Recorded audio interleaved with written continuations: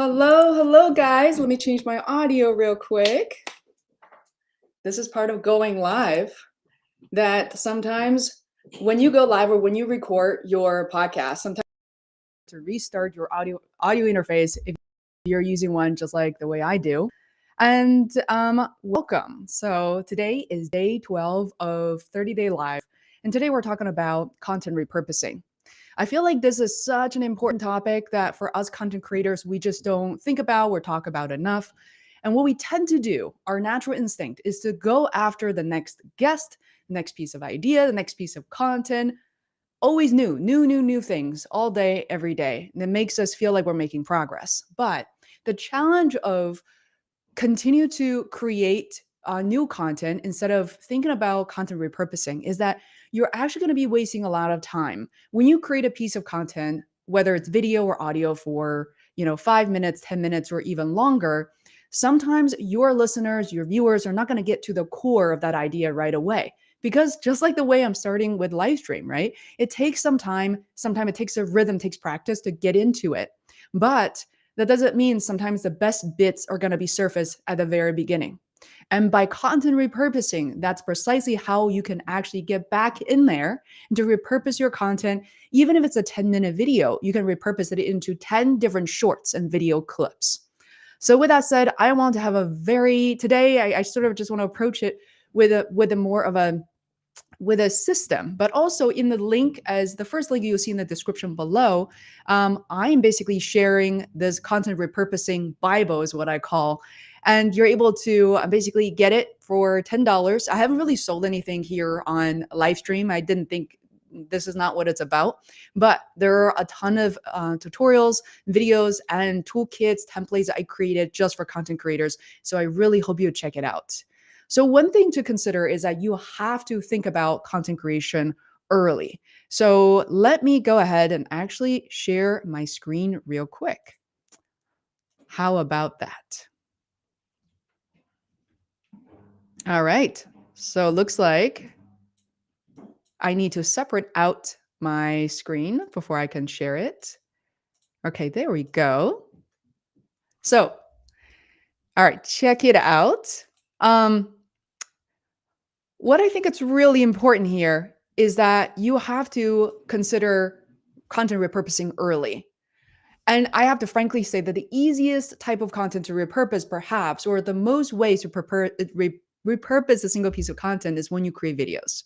Because when you think about videos can be basically stripped down to audio only, can be text only through captions. You can take quotes out, but no matter which part of the journey you're on, the types of content you create doesn't matter. I can guarantee you that you can recreate them and repurpose them.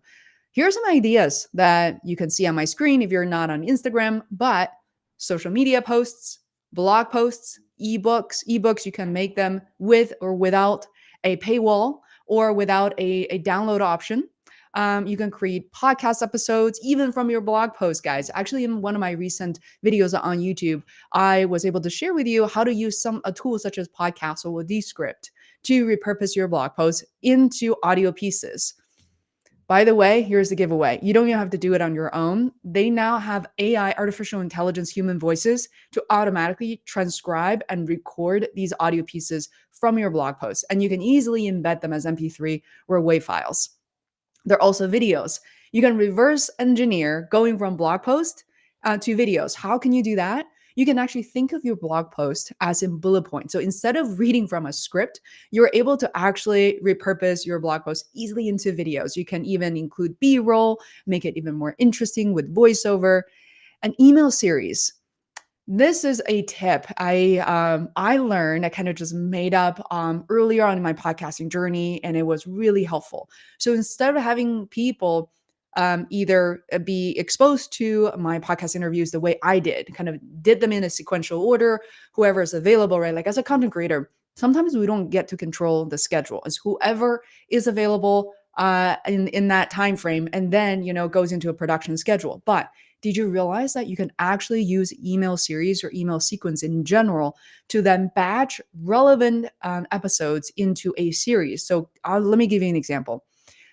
because I interviewed a variety of people, I ended up having an email series for people who were interested in Cirque du Soleil or Circus Act. I have a series for marketing. So, of course, including Seth Godin, but other people who are also marketing gurus and experts. I had a series called Transitions. Transitions and Reflections. I was so eager to interview a list of people, colleagues, and friends who are simply going through transitions. Maybe they're looking for a new job, maybe they're trying something new. They just started blogging or podcasting. So people love that series. So think about how you can actually just rejigger, repurpose your existing content, maybe just by changing the order of which how people would consume them. Hello, welcome to the show. And yeah, so these are some of the thoughts here. And once again, you can get this document by clicking the link in the description below. And I would say that one thing that I wish I knew is to build content repurposing into my content creation journey earlier on. So if you have a vision and an idea to repurpose your content as opposed to trying to figure that out afterward, it's actually much easier. With that said, it doesn't mean that if you're listening to this right now and you've already released 10, 20 podcast episodes, you already have 10, 20 YouTube videos or blog posts, you can still repurpose them, simply said. And so when I say videos are perhaps some of the easiest type of content to repurpose is because, for instance, let me give you some ideas. You can script out your video. So you have some punchy and entertaining sections built in. So when it comes to YouTube scripting or scripting any sort of content, we have this rules called HICC, which is hook, introduction, content, and call to action. And that is really important. What is a hook? Why should people spend the next 5 minutes, 10 minutes, even the next minute with you? That is very essential. So always plan your content with a hook and deliver on the promise. I think we've seen a lot of clickbaits and, the content itself doesn't actually deliver on the promise. And you want to avoid that at all costs. You want to build your content you're following based on truth, authenticity as much as possible. And, but with videos, as a reminder, YouTube stories, 15 seconds increments, Instagram post, less than 60 seconds. Also, Instagram allows you to have these longer teaser videos, less than 3 minutes, and TikTok was originally under 60 seconds. And recently, I also noticed that you can upload up to 3 minutes. And what was kind of difficult and confusing for quite a while, and I still need this document, which I created primarily for myself. That's right, guys. Like I create so much of the learning materials because I needed them first. Why? Because I could never, ever memorize, like, what are some of the requirements for each, right? So things such as, let's see, I'm reading from a document here. All right. So whenever I create a piece of content, I think to myself, how can I repurpose it? Where can I post this existing piece of content? Is it on Instagram? Okay, yes. But these days on Instagram, you have to understand, is it for shorter videos under 60 seconds? Is it for longer videos? Is it Instagram TV? So having this document here for you as a content creator and for the virtual assistant you're working with is going to be life-changing. It's going to save you so much time.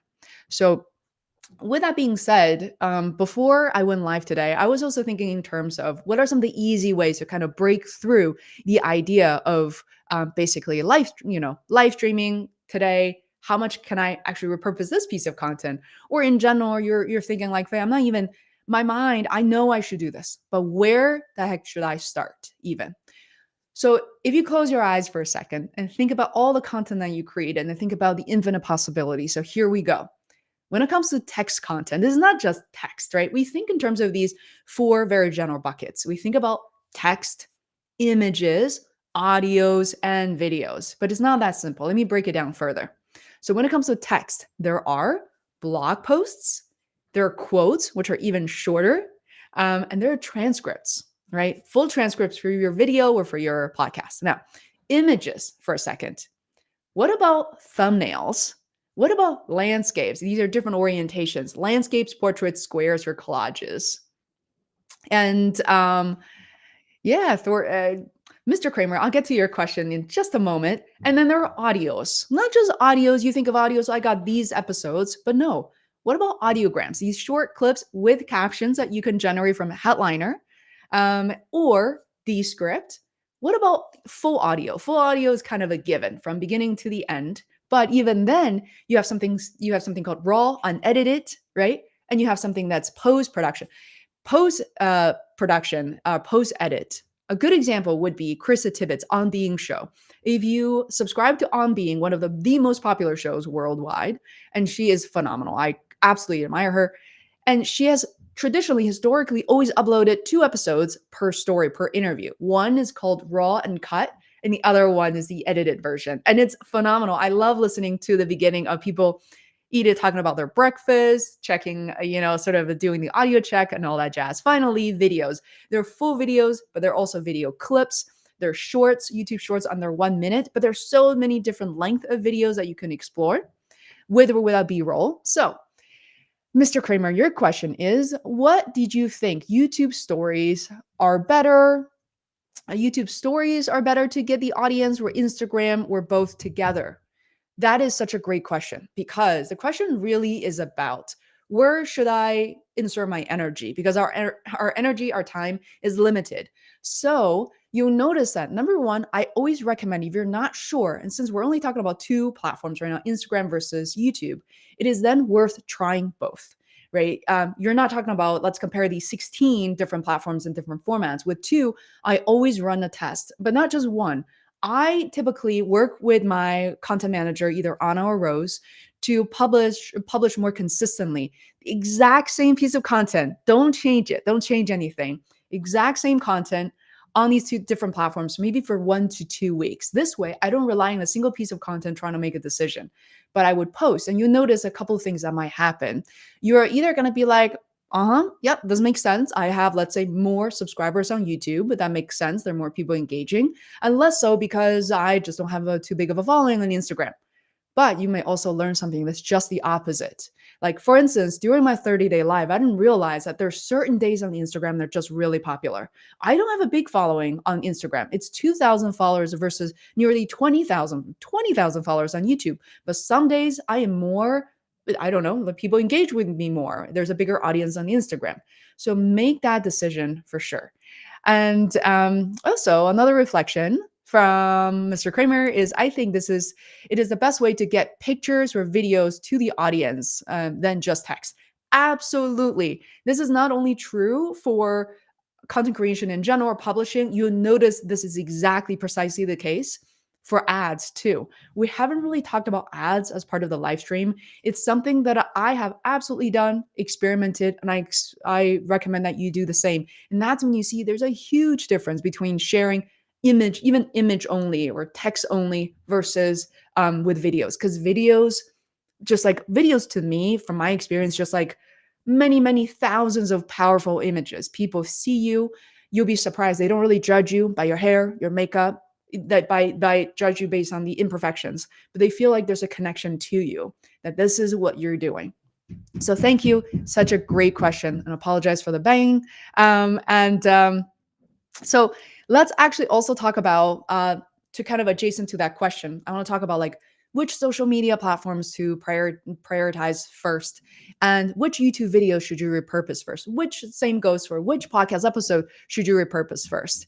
I think let's answer the popularity question. Now, what I have noticed as a trick is that when choosing the content to repurpose, thank you, I'm glad I nailed this, is that it doesn't hurt to go through your most popular content first. For me, pretty much same for my podcast, same for my YouTube. I think about the first, maybe most popular 8 to 10 pieces of content. I've done this. For instance, I have this most popular YouTube video called the 12 tips for Zoom hosts. I have 10 tips for 9 tips for Zoom webinars, 8 tips for participants, whatever that is. Those are popular videos. Guess what I did? I sliced and diced those videos into YouTube shorts. Each is under 1 minute. Again, I can upload them to YouTube shorts as well as Instagram videos or Instagram stories as well, right? And just to see how people are engaging with it. And here's what I learned after publishing not all the videos yet. I think I published maybe 10 short clips. Again, once again, don't rely on one video, right? And we sit there and wait, at least publish 8, 10. Don't overthink it. What I learned was that one video really took off in the most unexpected way recently. It's called Zoom whiteboarding. I didn't say very much. I think that video is under 30 seconds where I talked about the whiteboard features of Zoom. I don't think that's my most proud content. I don't think it was mind blowing at all. And it's not a new feature either, but people started engaging. Within days, it was reaching close to 7,000 views. And then from there, what do? You're able to say, how can I enhance this? What are some other aspects of it? Because your audience is going to give you those answers. Once you accumulate enough views, you will notice that people start adding comments, asking questions. Let's see. All right. So as part of what I did, as part of the YouTuber kit, I created something called social media self-prioritization, self-assessment. So here I'm showing you a spreadsheet. I am a spreadsheet person. I believe to create anything to help you explore, help you learn more about yourself. Same thing, like I use spreadsheets and time tracking systems to understand when I'm most effective. And I realized that I often overestimate my productivity. I had often assumed that of course, at least 8 to 10 hours a day. But as it turned out, I was really, most days, I am productive for about 4 to 5 hours, maybe one more hour later in the evening. But this spreadsheet here that I'm showing on every channel except for Instagram right now is about analyzing Facebook, Twitter, and you can continue to add to this. And in the dropdown, you can say, number one, do you have an account? Because if you don't, you got to create an account, right? It's not so much about the simple action of creating, but you also have to maintain it. So I also talk about like how frequently do you engage as a normal person? How often do you engage on that platform? Frequently, sometimes, rarely, or none. And from there, you're able to self-assess. So, for instance, this is how assess myself. That I am, for instance, on Twitter, sometimes or rarely. I don't like to publish on Twitter all that much. On Reddit, I know it has its unique appeal to a lot of people, but it's just a platform I haven't really engaged in at all that much at all. I do see the value, however. So from there, I'm able to honestly assess myself and and then prioritize these platforms for my own educational content. So yeah, so I hope you'll take a moment to consider getting this content repurposing Bible, inside of which I kind of help you walk through why you're doing this, how there's some shortcuts, how to think about it, how to get started, as well as all these requirements that you will need to know, you want to know as yourself, for yourself, as well as for your virtual assistant. And yeah, just to stay informed. So once again, if you have any questions during or after this live stream, feel free to leave me a comment and I'll be back tomorrow at the exact same time. However, I must give you a heads up that tomorrow at 3 p.m. Eastern Standard Time or noon PST, we have a special crowd. These are the people that I've been working with, collaborating with since 2017. And these are a group of vibrant creators. There are 5 of us, and Tommy Guler-Loeb, and from Work from the Inside Out, Jenny Lisk, who runs the Widow Parent podcast, Jessica Lee Pang, who is a UX designer, working on a really interesting 3D startup and virtual reality. I mean, that's like much beyond me, but it's so fascinating. Last but not least, Stephen Thompson, who runs the Stephen Thompson Experience podcast, who's an educator.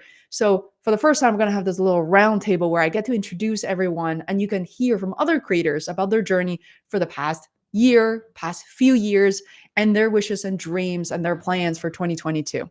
So thanks so much. I really appreciate you for tuning in. If you find this helpful, please consider sharing with one more person, someone you care about, you love, and maybe one of your colleagues. And that will really help us tremendously to get the word out. So I will see you tomorrow, guys.